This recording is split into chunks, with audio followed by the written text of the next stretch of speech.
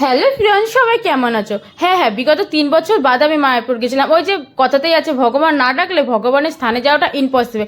Station থেকে নেমে টোটো করে সোজা চলে যায় ফেরির ঘাটে। আর এই দেখো, আমি যেখানে যাবো এনাদের দর্শন হবে না, এটা হতেই পারে না। আর জানো তো, সকালবেলা আমি গোপী ড্রেস পরেছিলাম, কিন্তু এত গরম আমি গোপী ড্রেস খুলে আবার 3 পিস পরি। আর দেখো ফেরির ঘাটটা কিরকম পরিমাণে ভিড়, এত গরম পড়ছিল সেদিনকে। আর তোমরা জানো, আমরা যেখানেই যাই না কেন সবাই একসাথে যায়। আমরা কাকিমা, মা মা সবাই মিলে একসাথে গিয়েছিলাম। আর জানো তো, সেদিনকে আমরা যখন 1:30 বাজে তখন আমরা নৌকোতে উঠছি, যেহেতু আমরা 10টা ট্রেনটা পাইনি, আমরা গেছিলাম 11:30 ট্রেনে। তো নেমেই দেখো কার কার দর্শন হলো। এখানে গৌরনিতাই, রাধাকৃষ্ণ, তোমরাও একটু দর্শন করে নাও। আর সবাই বলো রাধে রাধে। আর মায়াপুর যেতে কে কে পছন্দ করো আমাকে অবশ্যই কমেন্ট করে জানিও। তারপর এখান থেকে টোটো ধরে সোজা চলে যায় মায়াপুর মন্দিরে। আর জানো তো, গিয়ে দেখি সবাই সবাই গোপী ড্রেস পরেছিল। আমার এত খারাপ লাগছিল, আমি ভাবলাম এই বাবা আমি কেন চেঞ্জ করলাম। আর তোমরা তো জানোই, বৃন্দাবন আর মায়াপুর মানে সবাই গোপী ড্রেস পরতে পছন্দ করে। আর দেখো ফাইনালি আমরা চলে এসেছি মায়াপুর মন্দিরে। মন্দিরে গিয়ে একটু ঘুরে প্রথমেই কেটে নিই ঠাকুরের ভোগের টিকিট। আর জানো তো, আমরা 70 টাকার টিকিটটা পাইনি। আমরা মন্দিরে ঢুকি তখন 2:30 বাজে।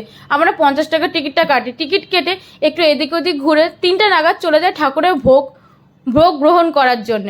আর এখানে বাইরেটা এত গরম, কিন্তু খাবারের জায়গাটা ঠাকুরের মানে এত সুন্দর, এত ঠান্ডা। আর এই জায়গাটা আমার এত ভালো লাগে, কি বলবো। দেখো এখানে কয়েকশো মানুষ বসে খেতে পারবে। সবাই এখানে বসে পড়েছে ঠাকুরের ভোগ গ্রহণ করার জন্য। তো আমরা কি কি খেলাম চলো সেটা তোমাদের সাথে শেয়ার করি। আর এখানে এসে কারা কারা ঠাকুরের ভোগ খেতে ভালোবাসে আমাকে অবশ্যই জানিও। প্রথমে দিয়ে দিল গ্লাস, তারপরে দিল থালা, তারপরে দিয়েছিল খিচুড়ি, তারপরে দিয়েছিল ডাল, তারপরে দিয়েছিল একটা মিক্স সবজি, তারপরে দিয়েছিল চাটনি। আর জানো তো, আমি চাটনির ভিডিও নিতে ভুলে গেছি। আর এই ব্লগটা অনেকটাই বড়, যার জন্য আমি তোমাদের সাথে দুটো পার্টে শেয়ার করছি। চলো দেখা হচ্ছে নেক্সট পার্টে। টাটা, সবাই ভালো থেকো। হ্যালো ফ্রেন্ড, সবাই কেমন আছো? তোমরা আগের ভিডিওতে দেখেছিলে আমি গেছিলাম মায়াপুরে গিয়ে ঠাকুরের ভোগ গ্রহণ করে সোজা চলে যাই গোশালার উদ্দেশ্যে। আর বিকেলে প্রাকৃতিকতাটা এত সুন্দর, জানো তো এখানে নেটওয়ার্কই ছিল না, যার জন্য আমি কোনো রিলস ভিডিওই বানাতে পারিনি। আর তোমাদের সাথে কেন আমি পার্টে পার্টে ভিডিওটা শেয়ার করছি জানো? কারণ তোমাদের সাথে যদি আমি পুরো ভিডিওটা একেবারে দিতে যাই তাহলে 8 থেকে 10 মিনিটের পুরো একটা লম্বা ব্লগ হয়ে যাবে, যার জন্য তোমাদের সাথে আমি পার্টে পার্টে শেয়ার করছি। তো আমার ব্লগটা কেমন লাগলো তোমরা অবশ্যই কমেন্ট করে জানিও। আর দেখেছো এই দুটো গোমাতাকে পুরোপুরি অন্যরকম দেখতে। তো ফাইনালি আমরা চলে আসি গোশালাতে। নবদ্বীপের গোশালাতে কারা কারা গেছে আমাকে অবশ্যই কমেন্ট করে জানিও। আর জানো তো, এখানকার গোশালা মিনিমাম তোমাদের পুরো ঘুরে দেখতে গেলে 20 মিনিট 25 মিনিট লেগে যাবে। আর এখানকার গোমাতাগুলো এক একটা এক এক রকমের। জানো তো, এখানে অনেকেই এসেছিল ফটোশ্যুট করার জন্য। আর গোমাতাকে অনেকেই আদর করছিল। আমারও খুব ইচ্ছা ছিল একটু গোমাতাকে আদর করার, কিন্তু আমার প্রচন্ড ভয়ও লাগছিল। আর জানো তো, যখনই মাথায় হাত দিচ্ছিল না কেন, মাথাটা কি সুন্দর নিজেরাই নিচে নামিয়ে দিচ্ছিল। ওই গোমাতার সিংটা দেখলে একটা উঁচু একটা নিচু। আর দেখেছো কিরকম পরিমাণে ভিড়। আর সেদিনকে প্রচন্ড গরম ছিল, বিভৎস গরম। আর দেখো সিংটা তোমরা শুধু দেখো। তারপরে দেখো এই এই গোমাতাগুলো আমি কোনোদিনও সামনাসামনি দেখিনি, শুধু ছবি আর ভিডিওতে দেখেছি। আমি আজকে সামনাসামনি দেখলাম। এখানে অনেক রকমের গোমাতা রয়েছে। তো অনেক বড় গোশালাটা, অনেকটাই বড়।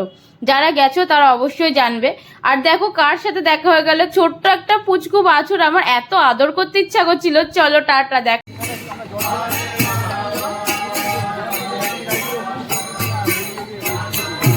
হ্যালো ফ্রেন্ড, সবাই কেমন আছো? তোমরা আগের ভিডিওতে দেখেছিলে আমরা ছিলাম নবদ্বীপের গোশালা। সেখান থেকে বেরিয়ে দেখি প্রভুরা কীর্তন করছেন। সেখানে কিছুক্ষণ দাঁড়িয়ে আমরা টোটো ধরে সোজা চলে যাই নিমায়ের জন্মস্থানে, তার মাসির বাড়ি পিসির বাড়ি। আর জানো তো, এক একটা টোটোলা এক এক রকম বলবে, তোমরা একটু বার্গেনিং করে তারপরে উঠবে। আর এটা হচ্ছে নিমায়ের জন্মভূমি। আর দেখো এটা হচ্ছে নিমায়ের চরণ।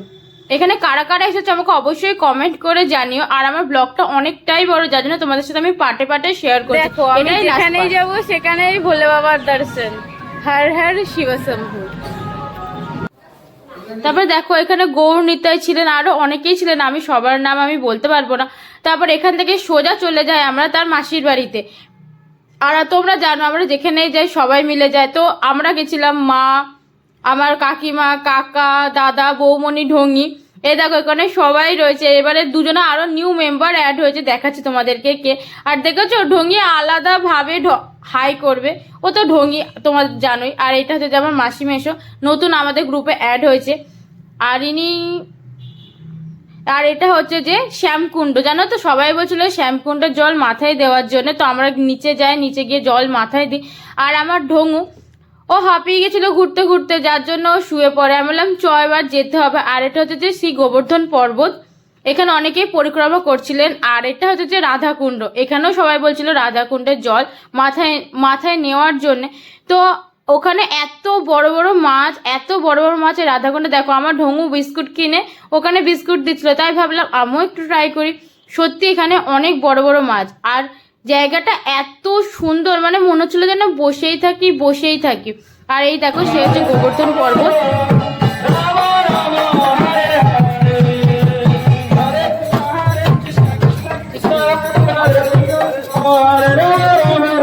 আর দেখো আমরা এত সৌভাগ্যবান যে বিকেলবেলা পরিক্রমা করতে বেরিয়েছিলেন ভগবান, তো তার সাথে আমাদের দর্শন, তিনি নিজে আমাদেরকে দর্শন দিলেন। তো সেখান থেকে সোজা বেরিয়ে যায় সন্ধ্যা আরতি দেখার জন্য। জানো তো এত লাইন দিয়ে দেওয়ার পর আমি ফোনটাকে নিয়ে যাই, আমি জানতাম না যে ফোন অ্যালাউ নেই, আমি সন্ধ্যা আরতি ভিডিও করবো বলেই নিয়ে যাই। ও বাবা, আমাকে ঢুকতে দেওয়া হয় না, যার জন্য এখানে বসে বসে আমি একটু লোক দেখছিলাম। তার আগে দেখলে সবাই একসাথে গোপী ড্রেস পরেছিল।